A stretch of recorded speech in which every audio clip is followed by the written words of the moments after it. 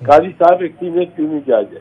काजी साहब ने ये जो रजिस्ट्रार का ट्रांसफर कराया और काबीना और काबीना उनके साथ मिली हुई है, ये काबीना से पास कराया इसको शहबाज शरीफ को। शहबाज शरीफ को एहसास है कि वो इस अमल से तौहीन अदालत कर रहा है। शहबाज शरीफ को एहसास है कि वो इस अमल से ऐसी तौहीन अदालत कर रहा है जिसका उस पे यूसुफ रजा गिलानी पे जिसका फर्ज जुर्म लगा था।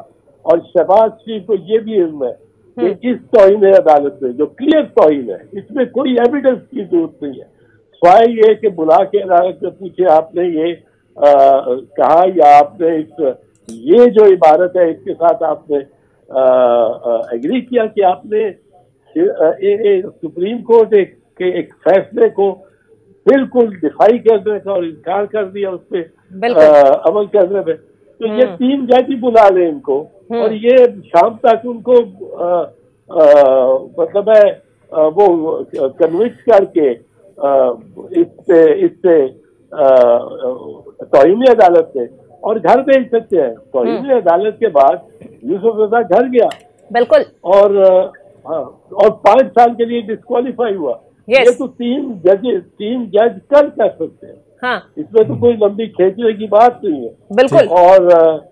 और ये उनको करना चाहिए। लेकिन एतजाज एहसन साहब, अब ये फैसला आ गया है ना, सवाल ये है कि अब इसको इम्प्लीमेंट करवाना आसान होगा, क्योंकि जिस तरह से अभी आपने बात की कि इससे पहले सुप्रीम कोर्ट ने अपने फैसलों पर अमल दरामद करवाया और वजीर आज़म तक को सुप्रीम कोर्ट के फैसलों के नतीजे में ही घर जाना पड़ा। लेकिन आप नहीं समझते सर कि दोज वर डिफरेंट कोर्ट्स? अभी तो अदालतों में तकसीम बड़ी वाज़ेह है। अब ये फैसलों पर इम्प्लीमेंट करना इतना आसान होगा जितना कि माजी में था? अब तो ज्यादा आसान है। अच्छा, इस दफा तो सारी वकला बरादरी साथ खड़ी है और पहरा देने का उनका अज़्म है अपने चीफ जस्टिस का पहरा देने का, वो साथ है।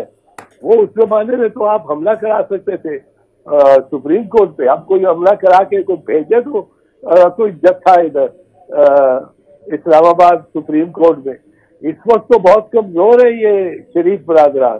शरीफ बरादरान वो ठीक है, एक वजीर आजम है, उस वक्त भी वजीर आजम नवाज शरीफ था और उस वक्त वजीर आजम दुबका बैठा हुआ नहीं था लंदन में, मफरूर भी और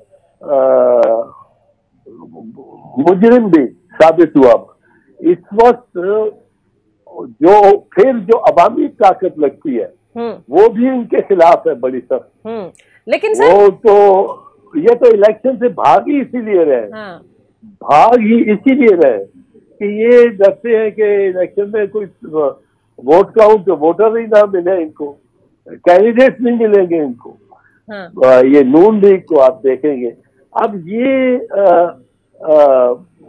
ये सूरत हाल तो मेरा ख्याल है उनके लिए बहुत कमजोर है। ये कोई हमला नहीं करा सकता। ठीक, इसमें चीफ जस्टिस को पूरा आज़म होना चाहिए। ठीक, उसके साथ 3 जज है या 10 जज है, वो जो भी जज है they are from the supreme court of Pakistan. और ये रेफरेंस लाने की जो बात कर रहे हैं एतजाज एहसन साहब, गवर्नमेंट जो बात कर रही है कि इन 3 जजेस के खिलाफ रेफरेंस लाने का भी सोच रहे हैं।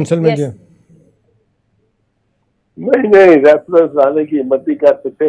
अच्छा। 5 जजेस के खिलाफ वो रेफरेंस ले आएंगे, 5 जजेस के खिलाफ। फिर वो दरखास्त दे रहे हैं जो बहुत अहम दरखास्त है कि जो और उसमें ये तो डायरेक्ट आ जाएगा। वो दरखास्त दे रहे हैं, मैंने पढ़ा उसको, और अगर अभी तक उनको वो सोच विचार कर रहे थे अब इस काबीना के फैसले के बाद, तो बहुत बरहक है उनकी ये दरखास्त।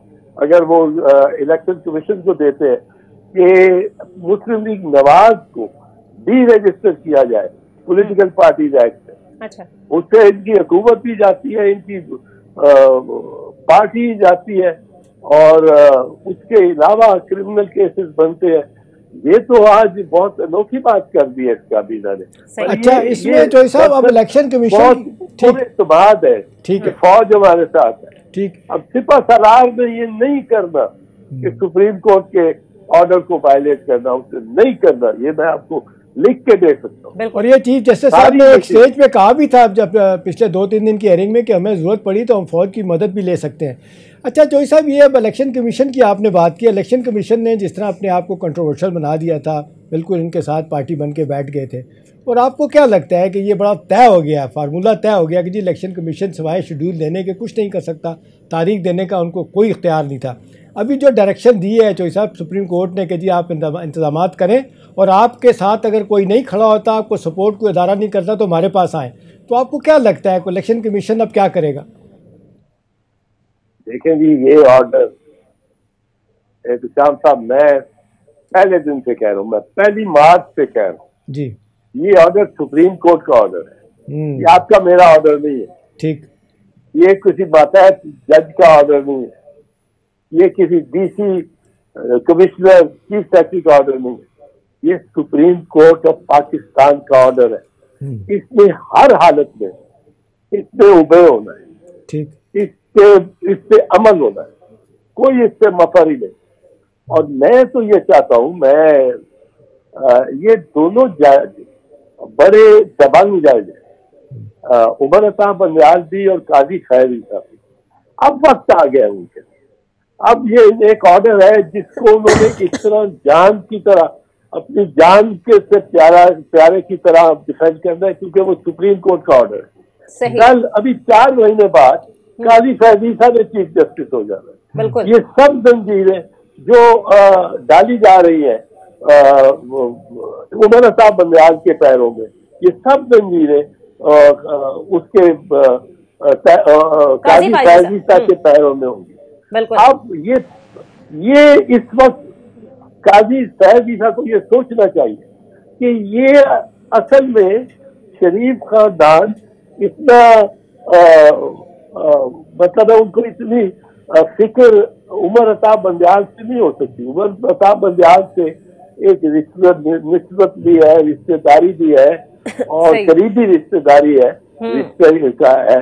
और उमर अता बंदयाल मतलब है खड़ा हुआ है, क्योंकि वो असूल पे खड़ा है, ठीक है, वो खड़ा हो गया। अब काजी फैजीसा से ये ज्यादा घबराते हैं। अच्छा। और ये ज्यादा इस बात से मुतमईन है कि काजी फैजीसा को भी इन्होंने पाबंद कर दिया है। ठीक है, इस वक्त बिल्कुल खतरनाक सूरत हाल है, और इस वक्त यही वो वक्त है, मैं समझता हूँ कि जब इन जज साहबान को भी 2-2 कदम पीछे लेना जरूरी है। और इनको चाहिए कि ये अब मिले चीफ जस्टिस के चेंबर में या उनका कमेटी रूम है, उसमें 15 के 15 जजेस फुल कोर्ट मिले बैठे। मेरा ख्याल है हरूफ तरजीह के मुताबिक रादर देन सीनियरिटी बैठे तो जरा और रैंडम हो जाएगा, तो किसके साथ बैठा होगा, और आधा घंटा तो बात बोले ही ना, कोई ऑफिशियल प्रोग्राम बोले, आप उसमें बातचीत करें। वो भाभीियों का पूछेंगे, कोई बच्चों का खैर खैरियत लेंगे, आधा पौना घंटा घड़ी का अलार्म लगा के इनको बैठना चाहिए और कोई बात सरकारी या बेंच की नहीं करनी चाहिए। और दोनों तरफ, जैसे मैं कह रहा था आपसे पहले के बड़े